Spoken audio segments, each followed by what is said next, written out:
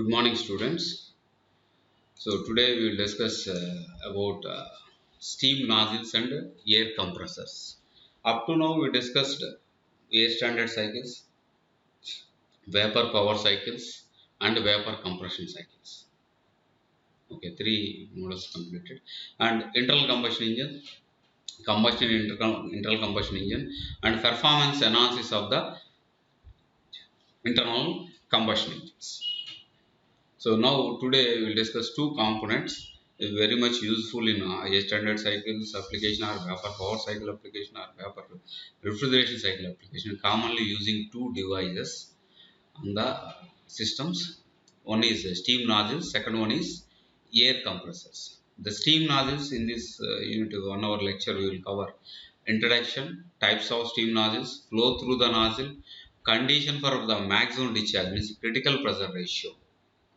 What is the critical pressure ratio, exit to the inlet pressure ratio, then nozzle efficiency and simple problem also, one or two problems we will discuss in steam nozzles.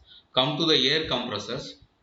Introduction, classifications of the air compressors, reciprocating compressions, rotary compressors, and respirating compressor, because majority we are using in all industries, commonly we are using reciprocating compressors. On that reciprocating compressors, what is the minimum work requirement for, and also we are not using single stage because our pressure discharge, not discharge volumetric flow, not discharge volumetric, the pressure rise, pressure difference, wherever high pressure differences are required, high compressed is required, we are using respirating compressors. They are also not single stage. Single stage is practically not possible. So multi-stage compression is taking place in common. At least two-stage compression is common for respirating compressors. So we will derive the equation for minimum work requirement or maximum efficiency of multi-stage respirating compressors. And introduction to rotary compressors. Simply we will discuss about what is the rotary compressors and application of the rotary compressors.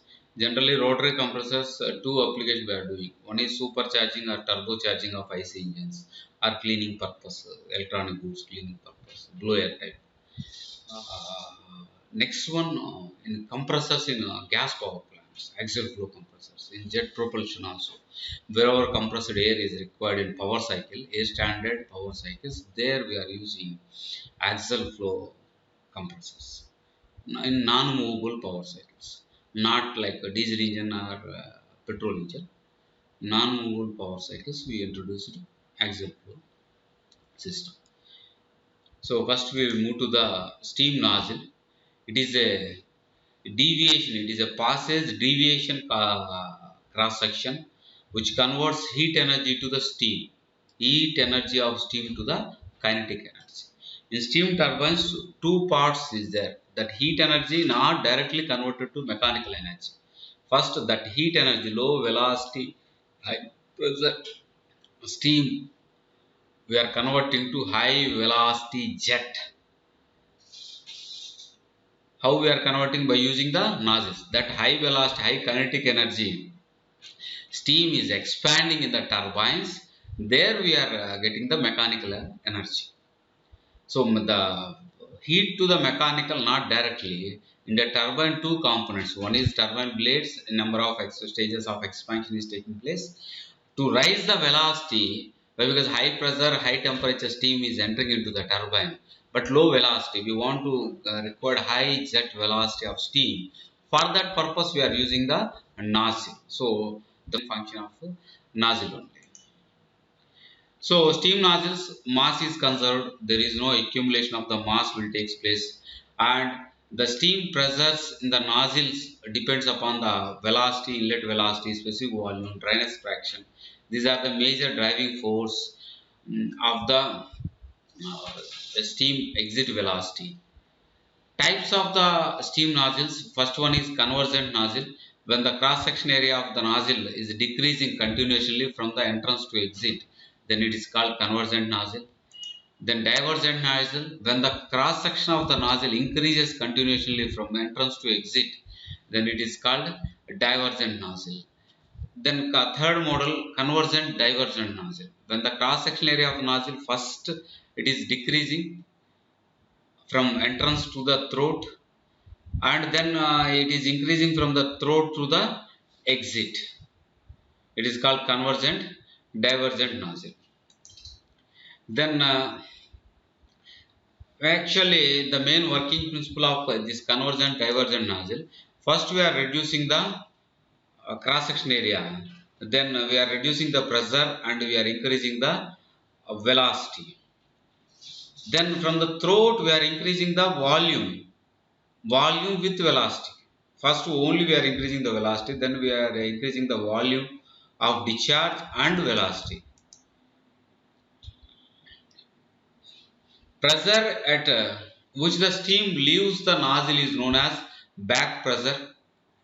And while we are deriving the work inputs, everything, what is our assumption means the process, the conversion of pressure energy to kinetic energy, purely isoentropic process, means there is no heat loss. This is assumption only. In a practical condition, some heat loss will take place. So next, the velocity of the steam flowing through the nozzle. First, the discharge velocity or inlet velocity we know, inlet conditions we know. The final estimated velocity through the nozzle we want to calculate. Simple, you can apply steady flow energy equation. Because flow steady means at particular state the properties are not changing. Suppose inlet of the nozzle 350 bar pressure and 600 degrees centigrade. After 30 years running also, the inlet pressure and temperature is not changing, and this is a controlled volume. The shape of the nozzle we are not changing.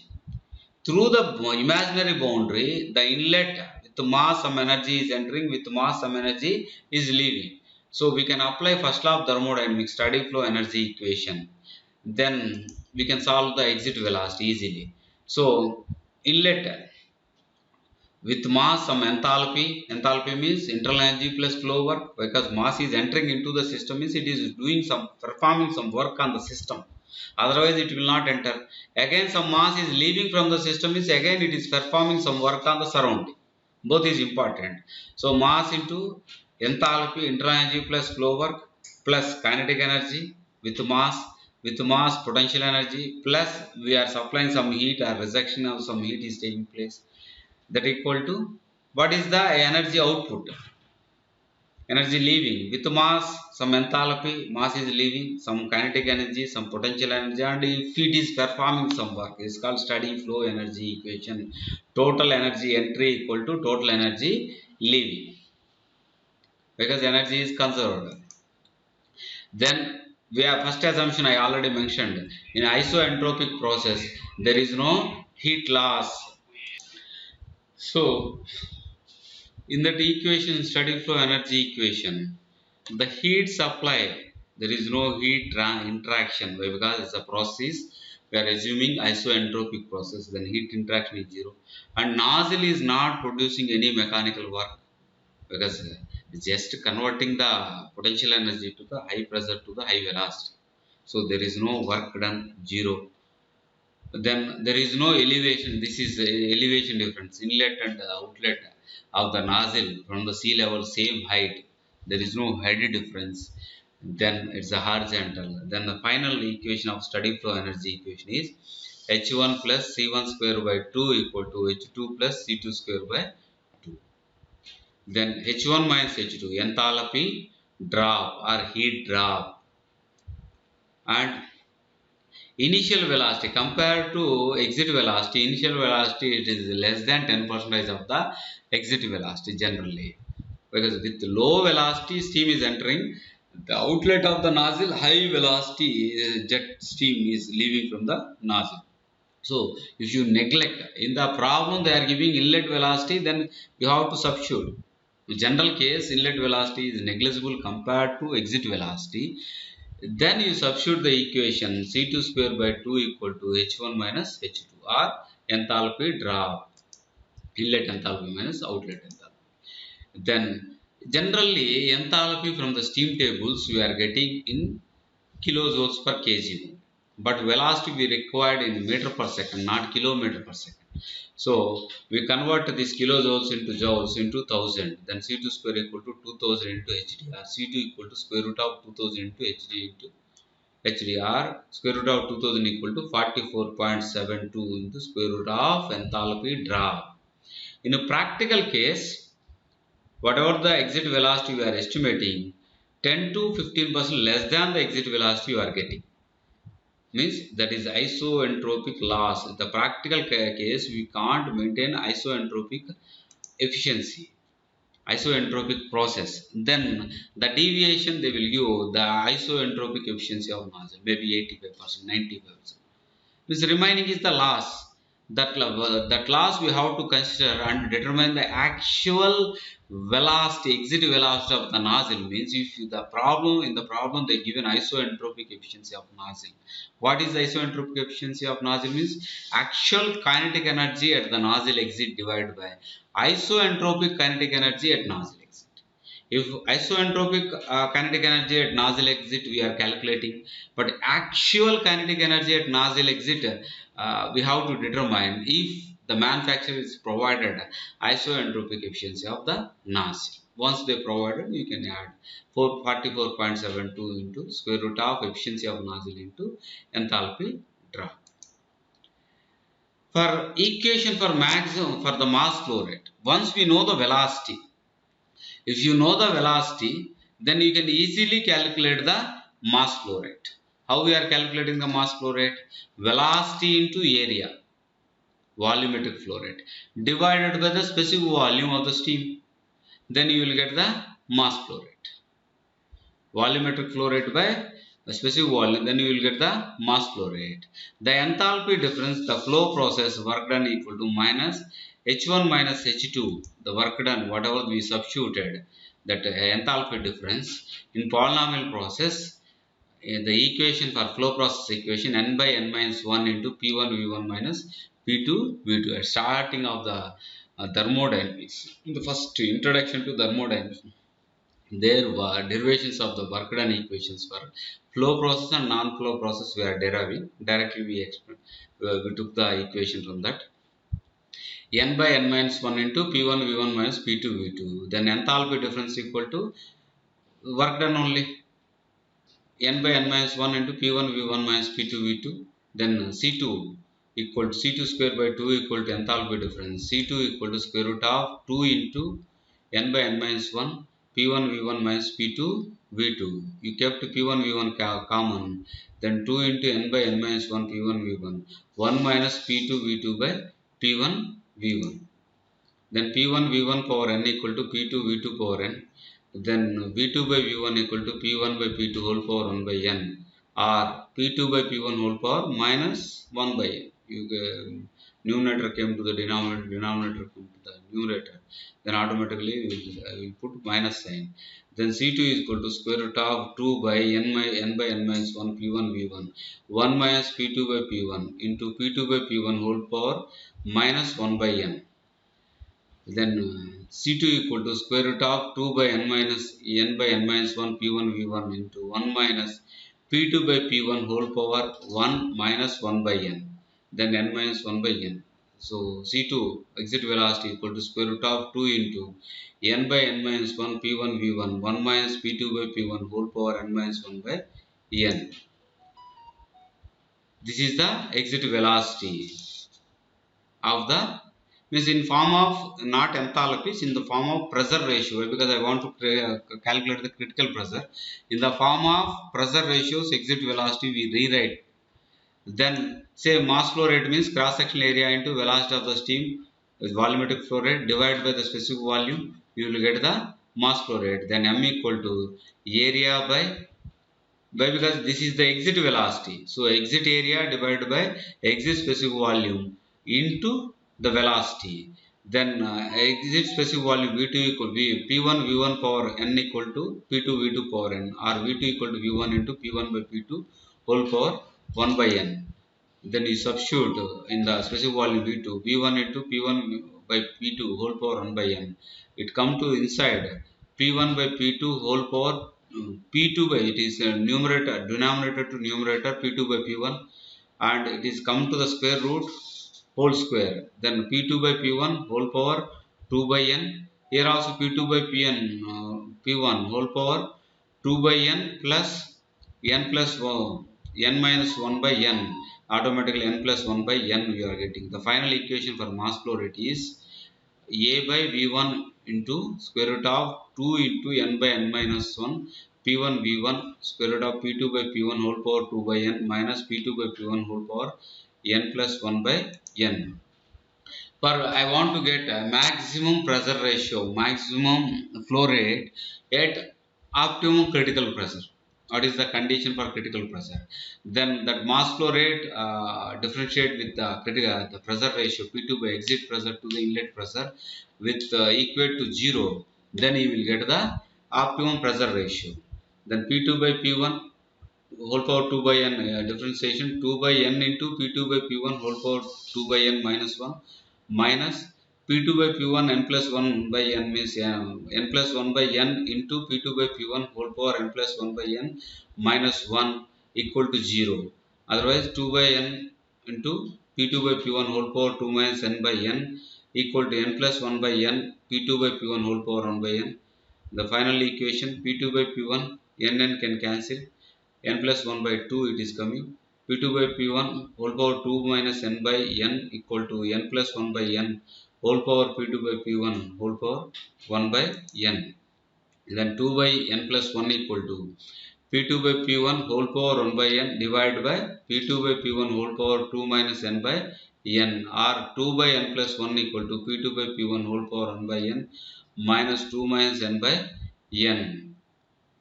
Then 1 minus means n minus of minus plus n minus 1, n minus 1 by n. So 2 by n plus 1 equal to P2 by P1 whole power n minus 1 by n. Our critical pressure ratio P2 by P1 equal to 2 by n plus 1 whole power n minus n by n minus 1. At this critical pressure ratio, we know the steam, quality of the steam, n value. Then you can substitute, you will get the critical pressure ratio. At that critical pressure ratio, you are running the steam nozzle, then you will get the maximum discharge, maximum mass flow rate of the steam you will achieve. Then I substituted that peak pressure ratio 2 by n plus 1 whole power n by n minus 1 whole power 2 by n. Substituted in the mass flow rate. The final equation we are getting n can cancel. 2 by n minus 1, here also n cancel, n plus 1 by n minus 1. The final equation of the mass flow rate is the maximum mass flow rate at the critical pressure ratio. What is the maximum mass flow rate? Is A by V1 specific volume square root of 2 into n by n minus 1 P1 V1 into 2 by n plus 1 whole power 2 by n minus 1 minus 2 by n plus 1 whole power n plus 1 by n minus 1. This is the maximum mass flow equation. The condition means P2 by P1. What is the condition? Next, one more word we are using, Wilson line. Actually, this high velocity steam is converting potential the pressure energy to the kinetic energy. Here I will show the diagram. Once it is coming to the below the dryness fraction, below the saturation line, the means dryness fraction x equal to 1. Below dryness fraction x equal to 1, it is moving. Theoretically, what we are assuming is condensation of the water vapor will take place. The condensation of the steam will initiate, and the water droplets, whatever the water droplets impinging the turbine blades, it will damage the turbine blades. But due to high velocity of the exit of steam from the nozzle, even though it is coming below the saturation line x equal to 1, below the dryness fraction 1, the condensation not initiating. When it is initiating means at least 4 to 5% drop of dryness fraction. Means the x value in between 0.95 to 96. Up to that value, the condensation is not initiating. That line, that saturation line is called Wilson line. Saturation curve means x equal to 1. But below that line, up to what saturation, what dryness fraction, the condensation of the steam is not takes place. That line is Williams line, x equal to 0.96. Suppose the critical pressure ratio for maximum flow rate we already derived. P2 by P1 equal to 2 by n plus 1 whole power n by n minus 1. This is the critical pressure ratio. Suppose it is a saturation steam, we are expanding in the nozzle. If saturation steam, we are expanding in the nozzle, then n equal to 1.105. Then what is the pressure ratio? P2 by P1 equal to 0.584. When steam is entering superheated vapor is expanding in the steam in the nozzle, means n value is superheated range, n value is 1.3, then the pressure ratio P2 by P1 equal to 0.546. 0.546. Okay. In competition exam, you will expect upon the critical pressure ratio based on the n value. You want what is the pressure ratio? You may expect the questions in the competition exams. One problem we will solve on the steam nozzles. A nozzle is a device for increasing the velocity of steady flow steam. The target same. The inlet to the nozzle, the enthalpy of the fluid passing is the enthalpy of the fluid passing is 3000 kilojoules per kg. So enthalpy of inlet H1 equal to 3000 kilojoules per kg, and the velocity is 60 meter per second, and the velocity is 60 meter per second. The inlet velocity they given, inlet enthalpy also they given. So steady flow energy equation you have to write direct equation, you can't substitute that exit velocity equation 44.7 into square root of change in enthalpy. But because here inlet velocity also is given. As next, at the discharge end, the enthalpy is 2762 kilojoules per kg. At the discharge end, the enthalpy 2762 kilojoules per kg. Then nozzle is horizontal. Exit enthalpy also given. Nozzle is horizontal means there is no head difference. There is no potential energy. And there is a negligible heat loss from heat. So Q means isoentropic process we are assuming. So Q is 0, negligible amount. What we want to determine? First question. Find the velocity at exits from the nozzle. What is the velocity? Find the velocity at exits from the nozzle. So exit velocity of the nozzle I want to determine. Use steady flow energy equation. You know inlet velocity, inlet enthalpy, and exit enthalpy. You know exit velocity you have to determine. There is no potential differences. There is no heat transfer, and nozzle is not performing any work, producing any work. Then W is 0.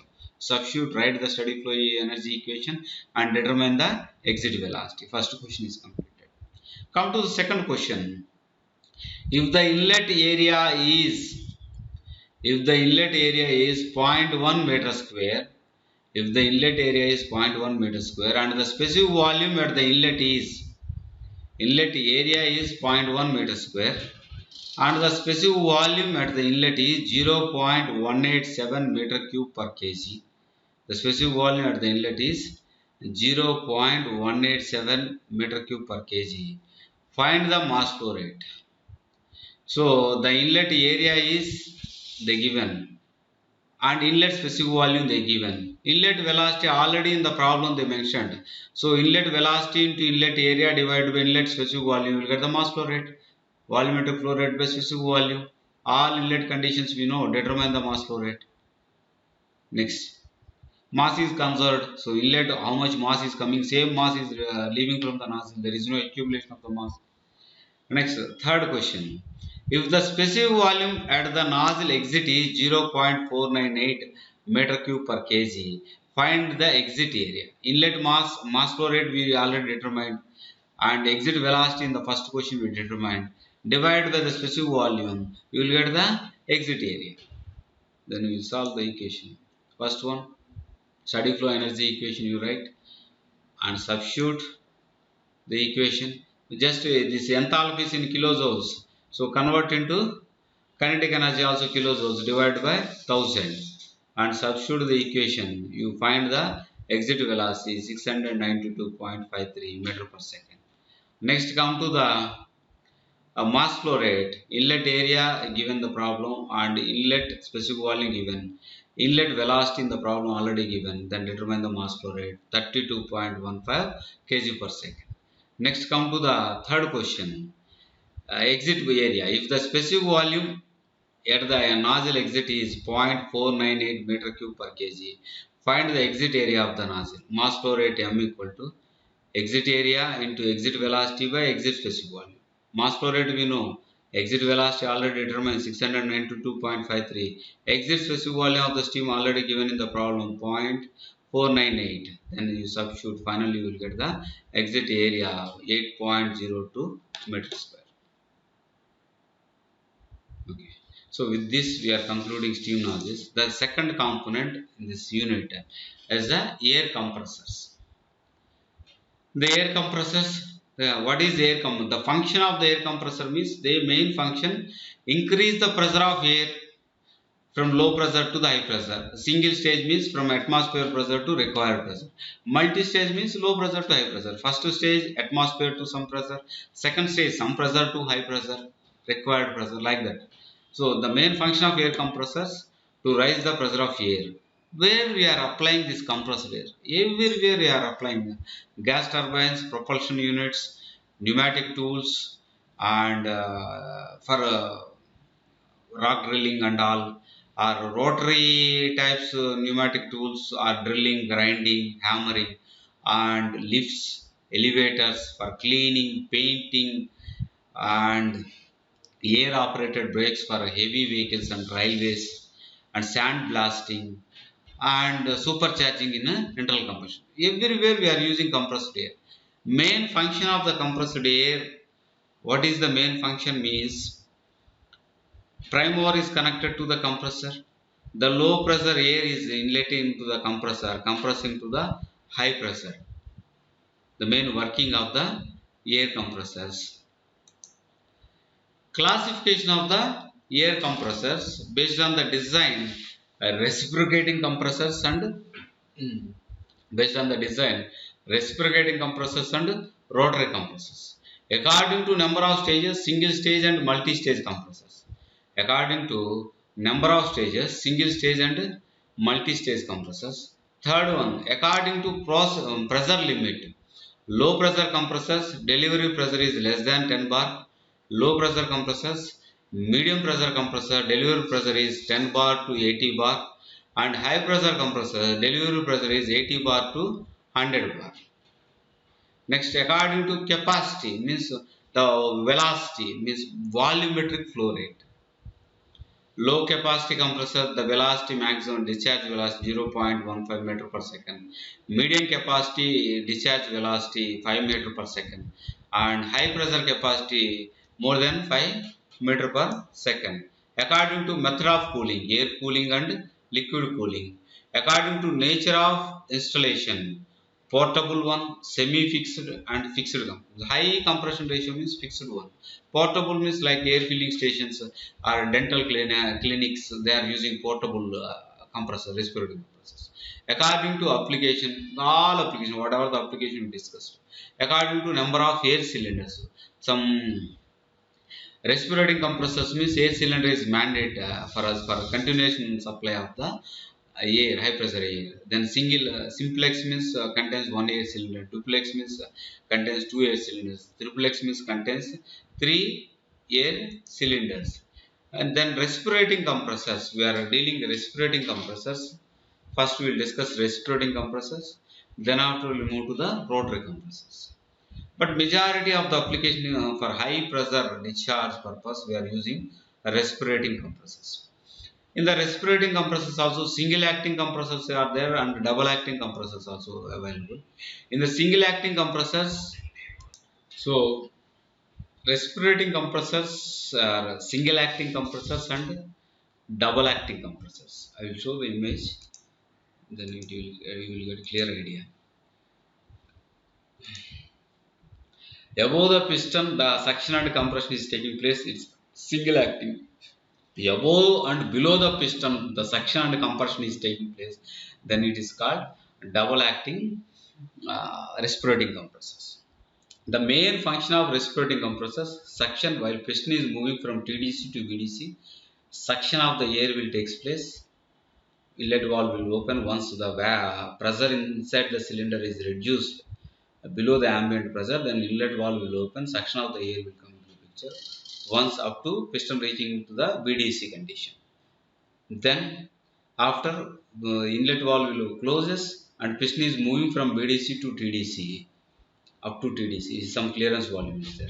The maximum desired pressures we are achieving inside cylinder. Then after exhaust valve will open. This from the exhaust valve the compressed air is entering into the storage cylinder. This generally dental clinics we are using this one single cylinder, no? Single stage compressors. For air filling stations we are using multi-stage compressors. So here you see in reciprocating compressor the clearance volume some air is accumulated, compressed air. Once again is expansion is started, suction stroke will started. First this compressed air will expand, then after only the pressures will reduce the below ambient, then inlet valve will open, suction of the stroke will occur. So volumetric efficiency is reducing because of the clearance volume accumulated air. How we can reduce means by using the multi-stage compression, we can reduce the volumetric, we can increase the volumetric efficiency or we can reduce the effect of accumulated air. Main disadvantages, high pressure air results in leakage through the piston. Cooling of the gas is not effective. Requires storage facility. We know it requires a separate storage facility. Then compression, the work requirement by the compression different process. It may be isothermal processes, it may be polytropic process, it may be isoentropic process. In different process, what is the work requirements? These all processes are flow process only. In the flow process, work requirement of compression per cycle, work requirement per isothermal process is is low because whatever the heat to work or work to heat will takes place. But isothermal practically not possible. While we are increasing the pressure, automatically temperature increasing. Next, isoentropic process, there is no heat loss to environment. Next to lower work requirement. But while in compression, the temperatures of the compressed air increasing, so some heat loss will occur. So we are assuming isoentropic or polytropic compression, some heat loss considering. We are assuming polytropic process. Compression is a real-time compression and the work requirement of the polytropic process we are calculating. For this, some assumptions we are made. Made the assumptions for reciprocating compressors. First thing, we are not considering clearance volume and the no pressure drop through the suction and delivery pipe, and the pressures in the suction and delivery lines remains constant, and working fluid we are considered air. Air is a perfect gas. For our analysis, all analysis, we are considering air as a perfect gas. In this condition, in the flow process, if you consider the polynomial process, polytropic process, the work requirement W equal to integral minus VdP, the flow process. Then final equation we are getting n by n minus 1 P1 V1 minus P2 V2. Then the what is that equation represents direction also. But here I want to calculate the work required. Already direction mentioned. We are supplying work. Then we required only magnitude. Then the negative sign I removed. Then I rewrite the program, the equation n by n minus 1 into P2 V2 minus P1 V1. This is the magnitude. Direction in the question itself I have mentioned. Work required. Direction is mentioned minus. So second time we don't want to put a negative minus value. Then the work requirement is n by n minus 1 mr p1 v1 we kept common pv, then p1 v1 equal to mr t1, p2 v2 equal to mr t2, then mr t2 minus t1 or n by n minus 1 mr t1 into t2 by t1 minus 1. Then work requirements n by n minus r mr t1 into p2 by p1 whole power n minus 1 by n minus 1. Then W equal to n by n minus 1 P1 V1 P2 by P1 whole power n minus 1 by n minus 1 kilojoules per cycle. Suppose I required per power kilowatt or kilojoules per second, multiply with the speed in RPM, but you want to convert into RPS, divided by speed divided by 60, you will get the RPS. Then angular speed into per cycle work requirement, this is the indicated power requirement W into N. Speed must be in RPS. If a double acting means both piston top side and bottom side is taking place, then W into 2N. This is the minimum work requirement for single stage reciprocating compressor. That's it. Then that is the in a polynomial process we are assuming, or adiabatic process we are assuming, isoentropic process. But actual case more than that is required. In actual case, if n is equal to gamma, it's a adiabatic process. If n is equal to 1, it is a isothermal process. We all know. Then if the deviation of the loss will take place, so more power we want to supply. How we are calculating means in the isoentropic efficiency of compressor they are giving manufacturer the deviation number due to the heat loss to the ambient. Whatever the energy we are giving prime mover, the total energy is not transferred to the air. Some frictional loss is there to overcome the inertia or self weight of the moving parts. Second one, the exit temperatures are more than ambient, very high exit temperature, so some heat loss will take place. Then we want to consider the two things. Isoentropic efficiency of the compressor equal to isoentropic compressor work input, that's the theoretically we determined, divided by the actual compressor work input. So isoentropic efficiency of compressor generally 75 to 85% is there. This 25 to 15 to 25% of loss will take place from the ideal to actual. So according to manufacturer the value will give. We substitute and determine the actual compressor work requirements. Then mechanical efficiency means indicated power to the shaft power. This is the actual requirement. In the shaft, how much I am giving? Generally, very good compressors means more than 90 we are maintaining the mechanical efficiency of the compressors. Then after, suppose what is the volumetric efficiency for the respirator? In the work requirements, I am not considering the clearance volume. If you consider the clearance volume, what is the volumetric efficiency? You see, the adiabatic compression, suction after suction, adiabatic compression will take place. At piston at TDC condition, discharge at constant pressure, discharge of air will take place. But up to this point only, not total discharge, not total volume discharge. Why? Because in the clearance volume, only piston displacement volume only. The piston can force the entire air. But in the clearance volume, whatever the air is accumulated, we are not discharging. So once again expansion is taking place, whatever the air is accumulated in the clearance volume, that air only expanding first. Then after suction of the fresh charge from the atmosphere will take place. So it is occupying this much of volume, this much clearance volume, accumulated air first occupying this much of volume. Then after this much of volume only the fresh charge intake will occur inside the cylinder. So what is the volumetric efficiency? Effective swept volume. This V1 minus V3, not the effective swept volume. V1 minus V3 is the swept volume. This is a total swept volume. This is the assumption. This much of the total volume every time we are taking fresh charge. But actual condition we are not taking the total volume of fresh charge. Some volume, the clearance volume air first it is occupying the room. Then after only further expansion is taking place. So the volumetric efficiency means effective swept volume V1 minus V4 divided by the actual swept volume V3 minus V1 minus V3. So the actual swept volume you can easily calculate pi by 4 d square into L, diameter of the cylinder and length of the stroke. You can determine the actual swept volume.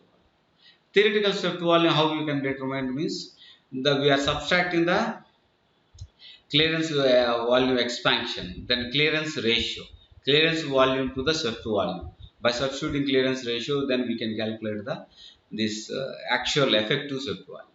So volumetric efficiency is reduced. 100% volumetric efficiency we are not achieving uh, because of clearance volume.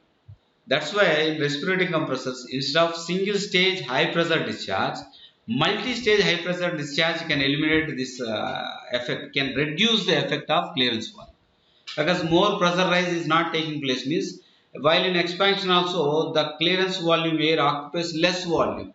Majority of the fresh charge only fill inside the cylinder.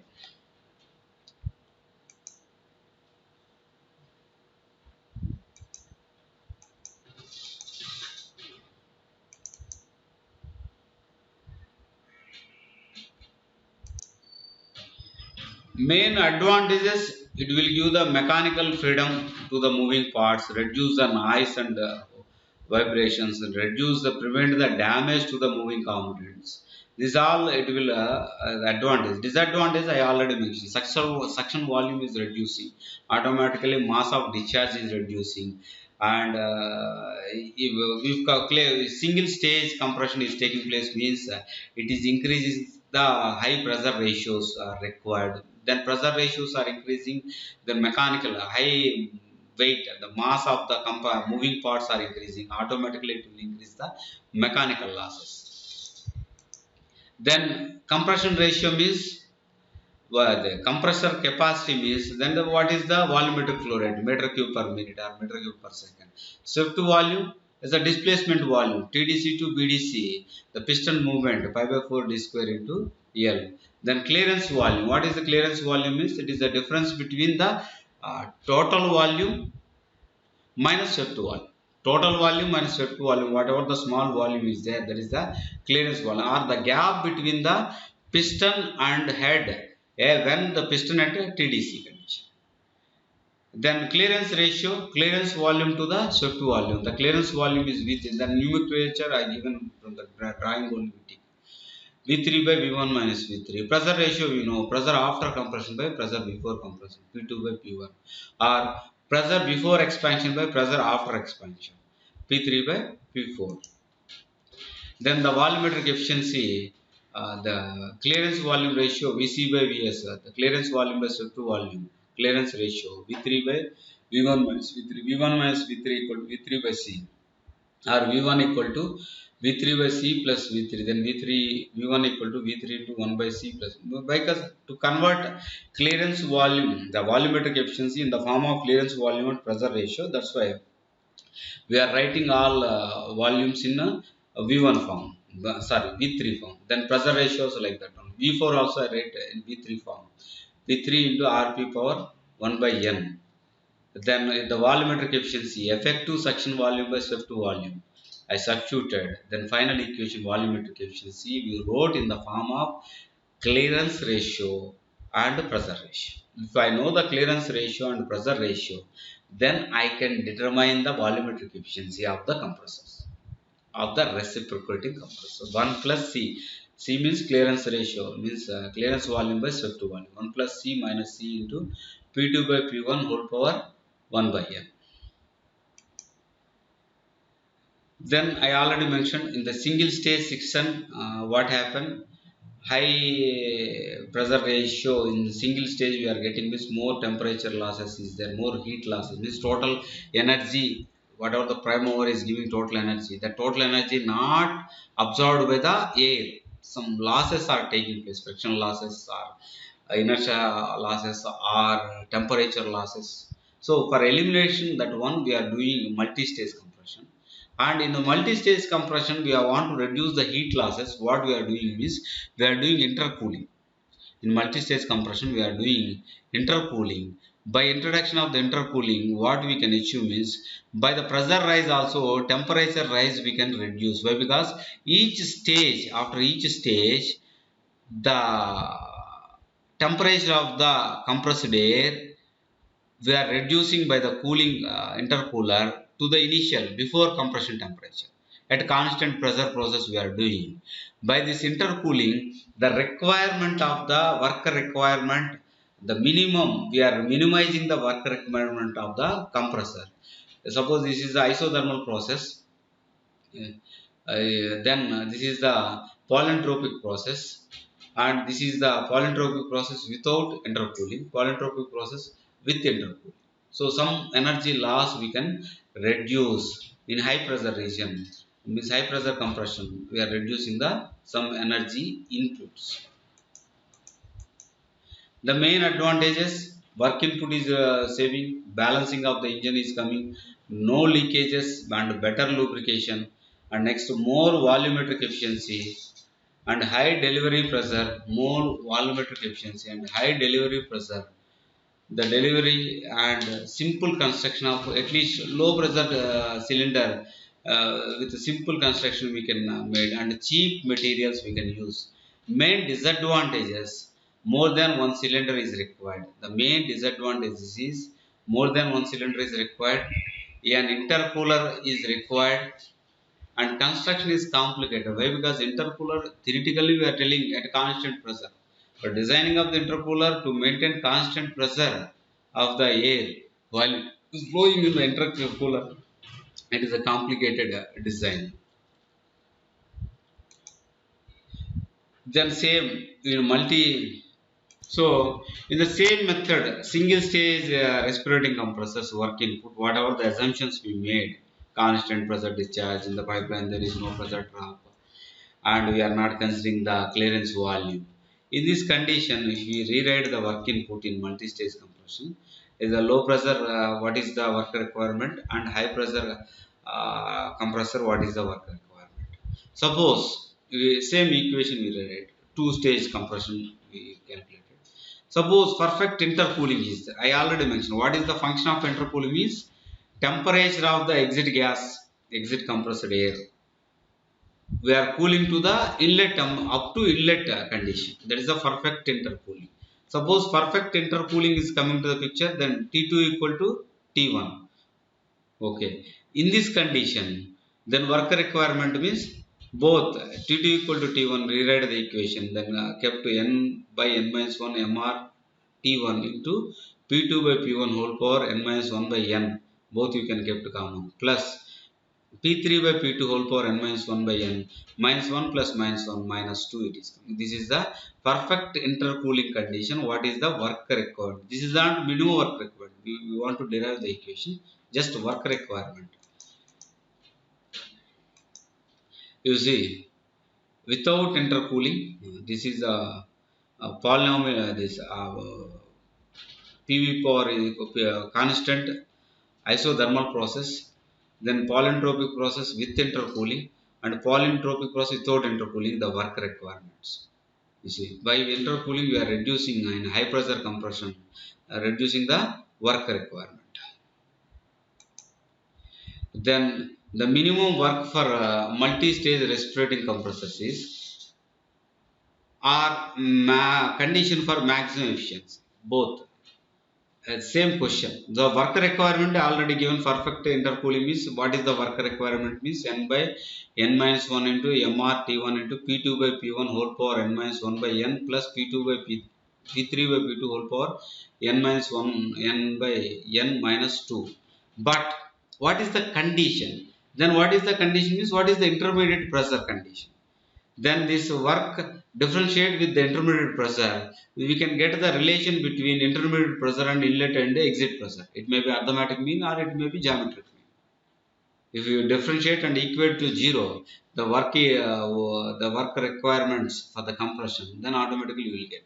For that, what we did for simplification of the equation, this constant we give the constant arbitrary value k, and second constant n minus 1 by n, one more arbitrary value a. Then work requirement equal to, just I substituted and rewrite the equation.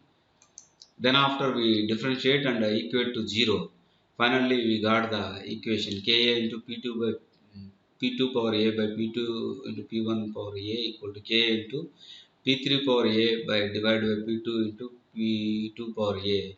Then P2 can cancel, K cancel. Finally P2 by P1 whole power a equal to P3 by P2 whole power a, or P2 by P1 equal to P3 by P2, or intermediate pressure P2 equal to square root of P1 and P2. Means intermediate pressure, if it is geometric mean, the minimum work requirement is sufficient for multi-stage compression. Then we substituted same thing. Then P2 by P1 equal to P3 by P2. You substitute the equation, then it is coming 2. 2 into P2 by P1 whole power n minus 1 by n minus 2. Then 2 kept common. Then final equation is 2n by n minus 1 mRT1 and P2 equal to, is substituted from the derivation square root of P1 into P3, is substitute that one. Then P1 came to the square root, then square root of P1 square, then square root of P1 can cancel, square root of P3 by P1 whole power n minus 1 by n minus 1. The final equation you can see P3 by P1 into n minus 1 by 2n minus 1. This is the final equation. Suppose 3-stage compressor, instead of 2, 3 is coming, instead of P3 it is coming P4, instead of 2 it is coming 3. Then final equation you can see, suppose X stages. For minimum work requirement of the X stage perfect intercooling condition, then X into n by n minus 1 mRT1 into Px plus 1 divided by P1 whole power n minus 1 by xn minus 1. This is the minimum work requirement condition. What is the condition means? Intermediate pressure is geometric mean of inlet and exit pressure. That's all. Then rotary compressors. This is Roots blower we are using for supercharging, and Vanes blower. This type of the rotary compressor also we are using in supercharging condition in internal combustion engine. Next, centrifugal compressors. Wide application is there. In centrifugal compressor, just a simple construction you can see. Impeller is mounted on the prime mover shaft. Impeller is covered by the casing. Impeller is covered by the casing. Then air is sucked inside the impeller in axial direction. While it is moving through the impeller, compression of the air will take place. Then this converts the divergent portion of casing. It is expands and volume of discharge is increasing. The pressure rise is low compared to volume of discharge. For centrifugal compressors, we can use for high volume of discharge compared to pressure rise. Radial discharge, axial intake and radial discharge is taking place by centrifugal compressors. Then application, centrifugal compressors are used for low pressure units such as refrigerations, supercharging of the internal combustion engines. Next, application of axial flow compressors. You can see the axial flow compressor. It is a casing contains blades, fixed blades. Stator, casing you can call as a stator. It contains fixed blades and reduced volume. Rotor also contains blades, but rotor is directly connected to the driving shaft, prime mover, and this wall in between the stator and rotor volume gradually reduces. So by single stage, first stage, whatever the air is sucked in between the volume, initial volume, once it is moving in next stage, in single rotation of the air, multi-stage compression will take place, and continuation mode we can give high compressed air by using the axial flow compressors. Okay. Same method we are using screw press technology for semias or pasta making. Everything we are doing same technology, same method.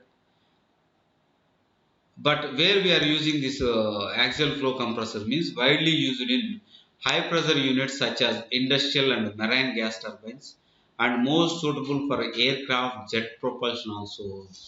We are taking this. We are using this axial flow. Means single compressor in multi-stage we will get a high pressure ratio. Second thing, continuation discharge of air will take place without storage facility. But air general respiratory compressors will give high pressure ratio. There is no issue. But storage facility is required compared to axial flow. Okay. So with this, the brief explanation of steam nozzles and air compressors we are completed. So with this we completed applied thermodynamics. Thank you very much.